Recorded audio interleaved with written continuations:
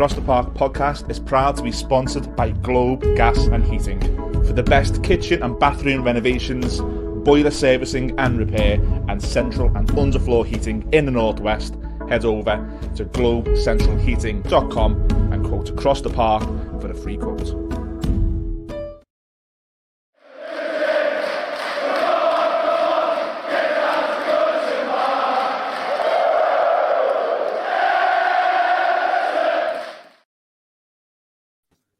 Hello everyone, welcome to the latest episode of Across the Park podcast. Myself, Judgy, delighted to be joined by Connor Williams from the Toffee Blues. Thanks for filling in tonight, Connor. No problem, mate. Thanks for having me.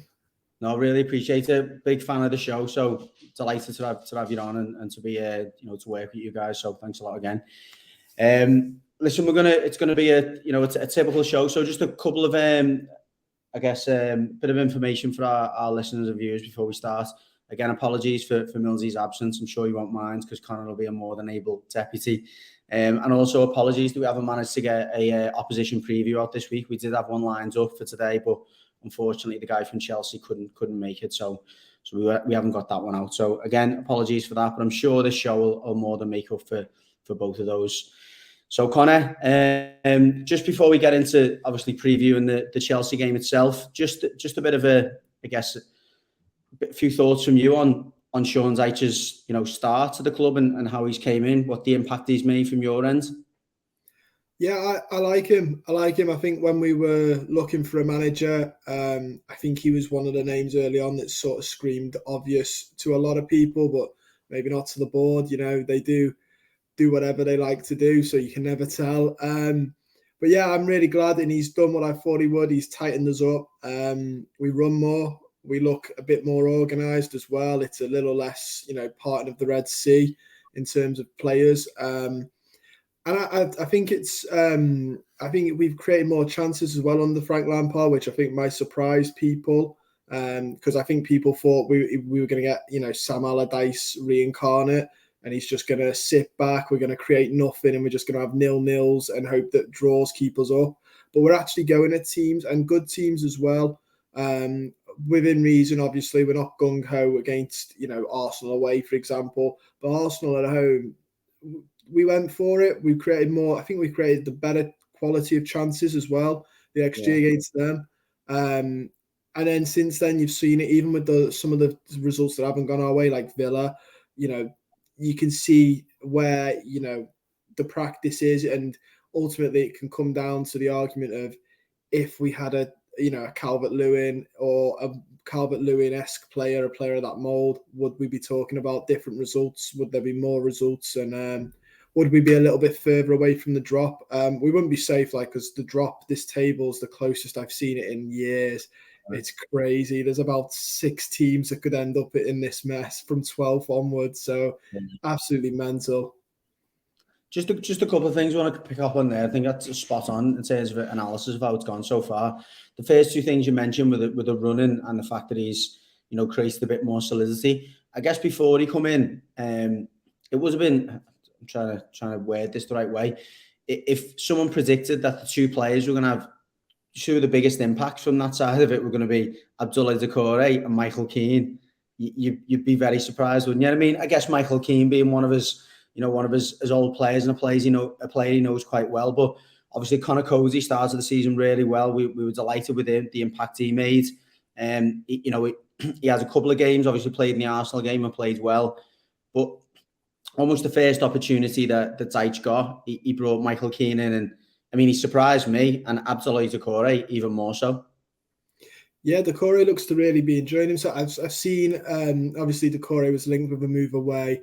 And I've seen on social media he's been having a sly liking a couple of sly digs, hasn't he?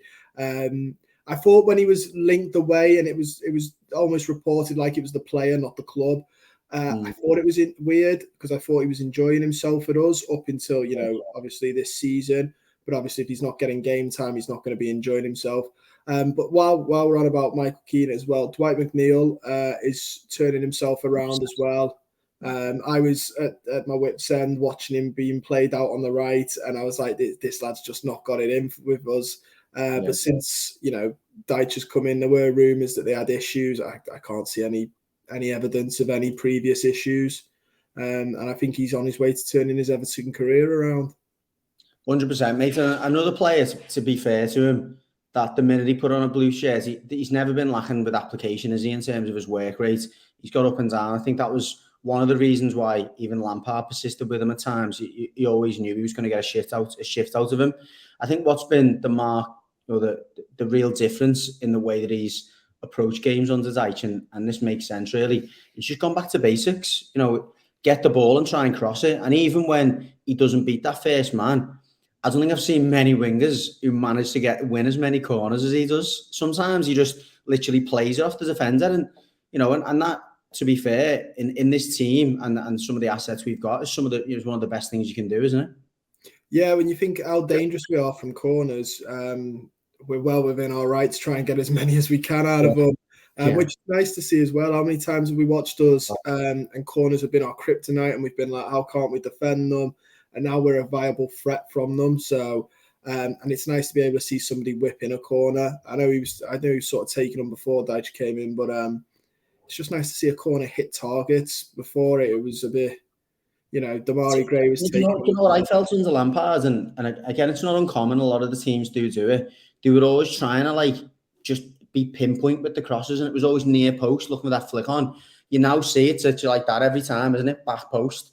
And it makes sense if you've got big lads who, if they get in the right position, like Tarkowski, who can get his head on it, if you give him time to read that ball and to get into position, invariably he's going to win that header. So it does make sense, doesn't it? It's basic stuff, though, in fairness, that he's put in place that have made a big difference.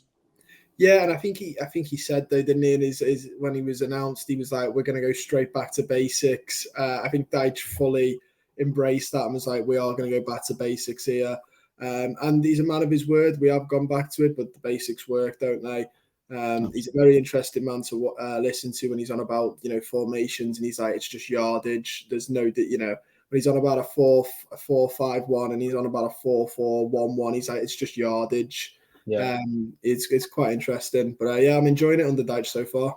Yeah, and you know what? I think having played football, not quite at that level, but there's something refreshing about a manager who makes things simple. Do you know what I mean? And doesn't overcomplicate it on the training grounds, and in his instructions before the game. It's easy to get on board with that, particularly if you're a player who's again worked under a couple of managers and you've worked under different styles of play. Someone who comes in at this stage of the season, it's difficult to even if you wanted to rip up trees. But if you just got some simple messages that players can latch onto, goes a long way. That. Yeah, exactly. And with the position we find ourselves in, like you said, there's not much room for. I know Bielsa was linked heavily, but he would literally come in and rip up trees. He's very complex. We just don't, and I think that's why he turned down the job as well, because he fully knows this. We don't have the time for something complex to be started, to be put into place. We needed something that was going to work pretty much straight from the off and was really simple, because these players as well, I will say, I think simplicity suits them a little bit better as well. Don't give them too much to think about. Don't give them too much to try and do. You wouldn't be trying to play City style with inverted fullbacks with them. You want to just keep it nice. And you definitely don't want Bielsa ball, because they'll all be knackered. No, absolutely not, right. Well, listen, we'll move on to the Chelsea game. I mean, it's one of them games. I think probably a month ago, maybe when Dyche first come in, you thought, all's on, we might get something here. They look like they turned a corner. They've obviously got immense resources in terms of the squad, but look like they're starting to get some key players back that are helping them to get goals where they were lacking, and maybe getting a bit of stability under Potter. Before we speak about Chelsea in general, Graham Potter was obviously a manager who was, before we appointed Lampard, was heavily linked with the club. What do you make of him as a manager? Would you have taken him when we went for Lampard? Yeah, I like him, but which is the same problem he's having at Chelsea, which now it's starting to turn around. I think he needs time and he needs the right setup behind him. It wasn't just, they took a couple of people from Brighton in his backroom staff, and I think now they're finally starting to slowly click. I don't think he'd have done a good job with us. As much as I like him, he'd have needed the recruitment firstly, which I don't think would have been there. He'd have needed a lot of his backroom staff that he knows and trusts. I don't know if the club will have ripped up half the backroom staff to appease him, as that's another reason Bielsa was sort of looked differently on. I mean, when Lampard came in, we brought in a couple of his. We brought in about 3 or 4 of his backroom staff. But Potter would have wanted a director of football that he knew, a technical director. And I think whatever he'd have been promised, he wouldn't have got. So I think he'd have struggled with us. He definitely is a manager that needs time to build. Fair enough. It seems like he's going to get that time. I mean, he was given a huge contract. I think if they were going to sack him, they would have had a good chance to do it a few weeks ago, wouldn't they? Or that would have been the best time if they were going to do it. Again, as I say, they look like they've turned the corner. What do you see being, I think, from Chelsea's point of view, the main threat against us? Where will they be looking to exploit Everton? I think they're going to try and just fill out the middle as much as they can. Obviously, it benefits us because we've got five in midfield, which I think he'll go with again, which maybe is a good thing that we don't have 2 very good strikers, because I think then he'd have gone with his 4-4-2 from the off. But this will have helped combat that, so we don't get overrun there. I think, to be honest, got to be careful of the likes of that Kai Havertz as well, who normally the last couple of seasons I played him as a number 9, and I've been very, very critical of him. And I think Germany have tried it because I just don't think he's a number 9. I think he's a number 10 in a game where number 10s aren't that common anymore. All the formations aren't that common. But under Potter, he seems to be clicking as of late. So I'd say that's where we've got to be a little bit careful. But also the fullbacks as well. They've got some incredible fullbacks.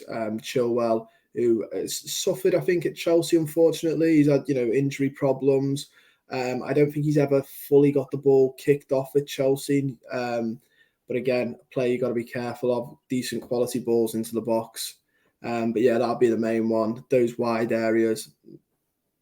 Well, I think you're spot on with Kai Havertz. He actually played behind Mudryk at Leicester. He played him in they played a 4-2-3-1, and he played Mudryk as the 9 or a bit of a false 9, and just kind of let Kai Havertz just flow, because he does prefer to play in between the lines, as you say, rather than play up against those centre backs. I think that, for me, that more fluid system will cause us problems. I mean, the thing with Michael Keane, as we know, if you get him back in that, that deep block and he's just defending crosses, I don't think he's a bad centre back. I think if you can get a bit of confidence, with a run of games, but he's always struggled with movement. I mean, Firmino used to run rings round him when he was at his best, and he has done in a few of those games. And that's the bit I really am concerned about.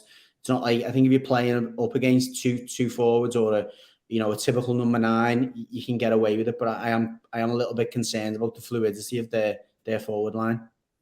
Yeah, he's Michael Keane. The worst thing is he's rash. So he's easy to pull out, and we've seen it a couple of times, like you said with Firmino. A couple of times against Tottenham, we've seen it as well. If a player drops back, purposely trying to pull him out, Michael Keane has been known to fall for it, come out, and it just leaves gaps for strikers to get in behind. And like you said, if that's the case, Kai Havertz does that, and you've got Mudryk in behind where Michael Keane should be. I think he's going to. Yeah, I think he will stick with Keane, but I hope he plays Cody just because Cody's better at reading the game. I think this is a game you need him for. I agree. I mean, he doesn't seem the type of manager to be changing his back line after a back four, but I do agree with you. Well, obviously moving on to Everton, more importantly. I mean, another press conference, another negative remark about the fitness, the shape of Calvert-Lewin. I mean, it would be a game that even if he was kind of getting there 90%, it's not a game that necessarily would start him in. I spoke or I alluded to the fact that at the start of this piece that with the form Chelsea in, it's not probably a game that Sean Dyche should be thinking we need to get 3 points or we've got to get a point. It might be a game that not take a pass on, but almost think, am I going to risk some of my players that could play a huge role in some of the big home games coming up? Let's just touch on Calvert-Lewin from your point of view. What's going on? I'm not too sure. I know obviously he didn't train today and there's people sharing the footage, but it was his birthday today. And there were people being hopeful as well, going, Dyche gives them the birthdays off. So I was like, no, he's not that man, is he? Yeah, and then I watched the conference and I was like, I think that is him because he's very clever. You know, when he said he had a knock or a blip, so one of the Burnley fans I saw commented had gone, "Oh, in Sean Dyche's lingo, that's about 2 months." He was like, "That's a blip. He'll stretch that out for as long as he's injured, and you'll realise it's been a month by the time he's back." Yeah. Which I think we're seeing, but I don't know. I feel obviously frustrated as a fan, as everyone is, but also just feel really bad for the lad as well. He's 26. Under Ancelotti, he was, linked with, I think Arsenal were like linked for 70 million. And not saying he would have gone, but he might have gone. The world was at his feet in terms of, without thinking about just Everton, just thinking about what he's probably thinking for a minute. He thinks the world's at his feet. And now, I mean, some people are going, sell him in the summer. I don't know many teams that would want to, buy him if his injuries can't get better.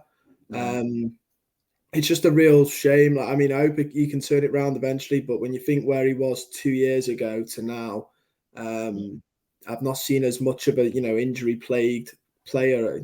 Probably Yerry Mina's the only one worse that comes to mind of high potential. As a forward, he's actually starting to remind me of Duncan Ferguson, where he puts in a big, big performance physically, and then you don't see him for a few months. And I think the difference between him and Duncan is Duncan would probably play through injuries and be like, "Listen, I'm going and playing here." And this is not being critical of him. It's it's the sensible thing to do, to not play through injuries, particularly when you're still a young player. But I think there's definitely a big mentality difference there. No, I agree, mate. It's tough. It must be really tough for him. I think if we ever do see Calvert-Lewin on a consistent basis again, I think it'll have to be the way that Ancelotti played him, in terms of don't bother running the channels, don't bother chasing things down, just playing between the posts. And part of me thinks that Ancelotti and his team knew that Calvert-Lewin didn't have, he didn't have that injury robustness to go and be, the physical forward that he was under other managers, and he needs to just be a bit more efficient in his work. So I hope that, and that's, I mean, we go back to Dyche and the fact that he doesn't suffer fools, and that's not a criticism of him. I'm not sure that he'll ever accept that. I'm not sure he'll be happy with his forward just kind of standing there waiting for the ball to come to him, being ready in the box. It's a tough one, isn't it?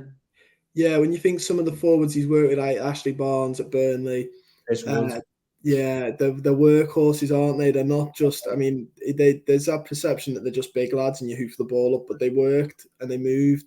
And Calvert-Lewin would be expected, I think, to put his weight around a little bit, as he's done in the past. It's just a shame, isn't it? Because when you think the way we play now as well, it'd be really suited to a big focal point like that.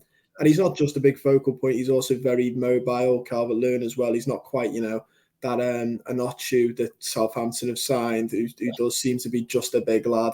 So he's a bit more mobile than him. He dodged the bullet there, to be fair. I was gutted we didn't get it. Him and that Suleimana, I watched it the other day, and I was like, and someone said, the French journalist said, I don't think he's ready for the Prem, and I watched him, and I was like, yeah, you know what, we shouldn't have pinned all our hopes on him. Yeah. So yeah, but Calvert-Lewin, I feel unfortunate for him. Hopefully he manages to turn it round.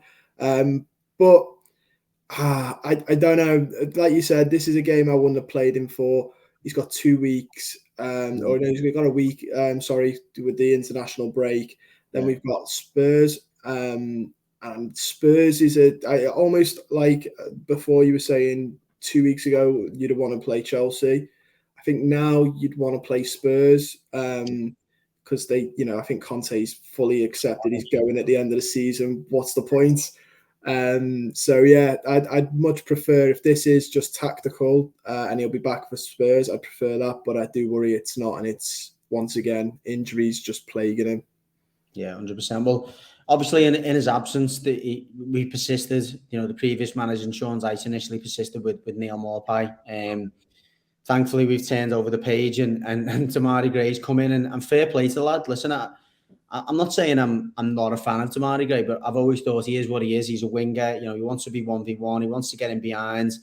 He'll do a little bit of that work, but he'd be quite naive going back towards his own goal. And I think, let's be honest, that's the reason why Dyche didn't play him at first. He didn't fancy that type of winger, but he's brought him in as that number 9. And I thought he was outstanding at Forest, and I thought he was very good at the weekend again against Brentford. Yeah, I was a bit hesitant. I know a lot of people have been asking for it on social media, but I was a bit hesitant. I was like, one, for the system Dyche plays. I think he'd be a lot better if you're going to knock balls, through balls and let him run onto it. He needs the space. But he's sort of proved me wrong, which is good. And his consistency is a lot better as well, because that's the other thing with Demarai Gray, which I think's been a fair one with his Everton career. 1 minute he's fantastic, the next he's not awful, but I'd say average. Yeah. It's like fantastic and average. But I am glad I'd much prefer Demarai Gray there than Neil Moipai, I must admit. He's a genuine threat, isn't he? He is a genuine threat. Whether it's a genuine threat to score and he's causing problems for defenders, he's got that pace. He can shoot from anywhere, as you've said. He's capable of picking, of producing an outstanding performance. You think back to that goal against Arsenal at home, about 18 months ago, and he has got that in his locker. And I think most players in the Premier League know he's got that in his locker, and you've got to have something. You've got to have that threat somewhere, haven't you, in the team? Yeah, you've got to have that bit of magic, and I think we've lost, especially some of the areas he's scored in that is magical, outside the box. I don't think we've had a player who can score from outside the box for easily a couple of years now. Yeah. So yeah, it's really, really good to have that as a threat, because if you take him out, none of the other players I've seen trying to hit from outside the box, and none of them I want to see, sort of thing. Yeah. Even Iwobi, who's very highly rated. He can only use the inside of his foot, can't he? Every time he goes, it's always like that instep, and it's like, unless you've got that exceptional technique to actually make it swerve and all that, it's not going to work, mate.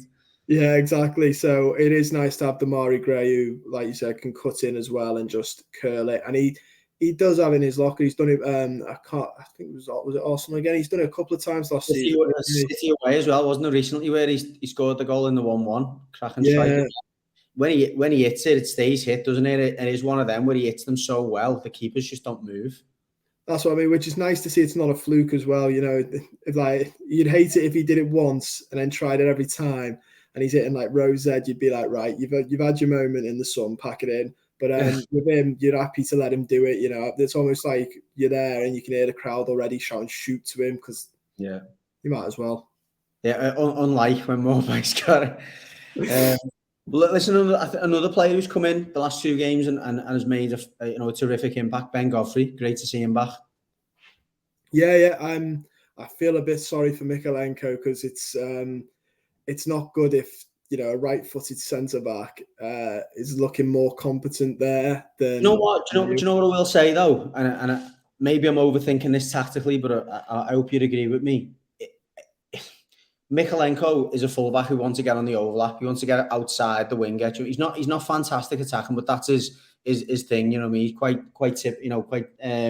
old school in that sense. Dwight McNeil wants to hug the touchline. What Dwight McNeil needs is a fullback who will play inside the line and go direct towards the goal to take someone away. I think that's what Dyche could see. Do you know what I mean? Mykolenko hasn't got the pace and the physicality to go and run in that central channel, whereas that's what Ben Godfrey does really well, doesn't he? I think it'd be one of them. I agree with you. It is tough on Mykolenko, but I think if you've got that winger who wants to hug that touchline, he needs someone else to kind of complement that. And I think Ben Godfrey's given that. Yeah, and like Godfrey's a bigger, more athletic lad as well. So it's going to take, when you run centrally, you're going to come into more players than you are down the side. Yeah. And you want somebody who's got a bit of strength about them, so they're going to shrug off the opposing challenges. And Mykolenko, bless him, isn't a very big looking lad. I wouldn't want him to come across the likes of Zakaria or, any of the bigger lads, McTominay, who's going to put him on the weights. So I do see where the tactical logic is with what you're saying as well. And I just think as well, Mykolenko, unfortunately, is, I think he's very competent in terms of like, he'll have good, like 6.5 games, which isn't a knock. You'd kill for a player who's that reliable. But I think the last couple of games he struggled, the Derby being one. I think Dyche has just thought, right, time for a change. As is Connor Cody, struggling towards, they had a couple of games where he's a bit on the ropes. I think it's one of those where Dyche has gone, right, we'll change something up here, see how it works. But it's good. I mean, the relief as well of getting the likes of Godfrey back and now Garner's back on the bench, just seeing a little bit more depth. I mean, you couldn't even call it depth, what we've had on the bench over the last 6 weeks. It's been like 5 centre-backs. So, it's just nice to see players on the bench, even like Michalenko and Garner, and hopefully, in the near future, Calvert-Lewin as well. We've needed that for quite some time, haven't we? Yeah. I think somebody shared the match static the other day, and this bench was like, for argue like recently now is bad, but there was one the other day from a couple of years ago, and gosh, it was really bad. But somebody said I'd take this in a heartbeat though, because there's still more attackers than there is defenders. I think it was like during the Moyes era, and you had Andy Johnson and stuff. Like, you just had like Anichebe, and they were like, they're not great, like Anichebe, not great attackers, but God, you'd kill for a bench of 4 attackers now compared to like the 4 defenders you get now. So it's really mad. But like you said, that's good. I'm interested to see Garner. Hopefully we get to see him towards the end. Intrigued by him. Yeah, particularly when you got home games coming up against, obviously Bournemouth. I hope it doesn't go to Bournemouth. Jesus Christ, that'll kill me. But, when you've got games at home against the likes of Fulham, where maybe you're going to want to try and control the game a bit more. You want a number 6 who can, who's a playmaker as opposed to Guy, who's very different, who's more combative. I think coming off the bench, even more so. Even Andros Townsend, if you can get Andros Townsend even 80-90% fit and get him on for the last 15-20 minutes if we're looking for a goal, those types of players will be invaluable compared to what we've got on there at the moment. Yeah, I think Townsend, interestingly, I think he might be one of the players we see that does all right under him, because again, he can contribute defensively and can put a shift in. So I think Dyche will appreciate that. I'm just excited to see Garner, because I think Gray is. I think he's had a couple of bad performances this season where it's lapse of concentration. The back pass at the derby wasn't the first time I've seen him give the ball away that cheaply. He got pulled exactly. Against Arsenal. Yeah, so I'm a bit like, unfortunately, he's not the player he was 4 years ago. But that's the whole point of progress. Garner comes in for him, a younger lad, cements himself in the team. That's what you should want in a team. You shouldn't want to be playing the 32, 33-year-olds week in, week out for the next 4 years. Definitely. Well, listen, let's focus on I guess any changes for you from the Brentford game. Would you make any changes? No, it's a winning. I mean, Cody would be the only one for Keane, just because I think he reads the game better, and hopefully he wouldn't be pulled out here, there, and everywhere. But other than that, no, I don't think you can change a winning team, sort of. And that result against Brentford was really good when you think they were on a 12-match unbeaten streak. Yeah. So, and then you won again the other day, so it's not like they just completely gone. Do you know what I mean? Yeah, I was going to say, they've not folded and stuck. So I'd keep with the winning team, but I'd swap Cody for Keane just because he reads the game a little bit better. If it was against a team like Brentford who were going to get balls into the box looking for their target man, I'd have played Keane all day. But like you said, with the fluidity, it's got to be Cody for me. Yeah, I mean, I personally would love to see Yerry Mina back in there, but I don't think that's going to happen. But we'll go past that. I agree, mate. I'd probably leave the same. I would like to see Connor Cody come in. Absolutely. I think more so, I just know, having seen Michael Keane for the last 4 or 5 years, there's no way. I can't remember the last time he strung together 2, competent performances to ask for him to, put together 3. He's a mistake waiting to happen, isn't he? And he's so fragile. And again, a million reasons why I'd like to see him, at least at the very least, just get a rest for the game. Okay, so predictions then. Forever the optimist, but not too optimistic. I think 1-1. I think a draw, which I think would be brilliant for us. But I think we will cause them a little bit of problems. But I'm not confident enough to say a win, especially when it's away down in London. They really tend to do that well. No, I agree. I'm gonna follow suit with the draw, but I'm gonna go for a Desmond 2-2. I think similar. I can see a similar pattern to the game to the Forest one, except obviously them having more of the ball. But I can see us getting chances. I can see potentially that them giving away a soft penalty or something, because that's the thing. Another thing with Demarai Gray, he's good at drawing a foul, and I think if we can hit them on the break, there might be an opportunity of doing that. I think from a set plays, this Chelsea team looks really vulnerable. And again, with the likes of Godfrey and whether it's Cody and Tarkowski or even Keane and Tarkowski, you know, Anana, we've got plenty of height in there to cause them problems. So I can see us getting a couple, but like yourself, I don't see us keeping a clean sheet. So I'm going for 2-2. But I guess they're both optimistic. Predictions. But again, massive thanks, Connor. Really appreciate it. So for the benefit of the viewers on YouTube, we've got Connor's Twitter tag at the bottom and the Toffee Blues. Check them out on Twitter. Again, on all the podcast platforms. Terrific group of lads and really good podcast for the Blues out there. Again, I've got the offer from our sponsors, Wear Clothing, 25% off your full order if you put ATP 25 at checkout. Again, Connor, thanks a lot, mate. Look forward to this weekend and up the fucking Toffees. Thank you for having me, mate. Thank you. Cheers, mate.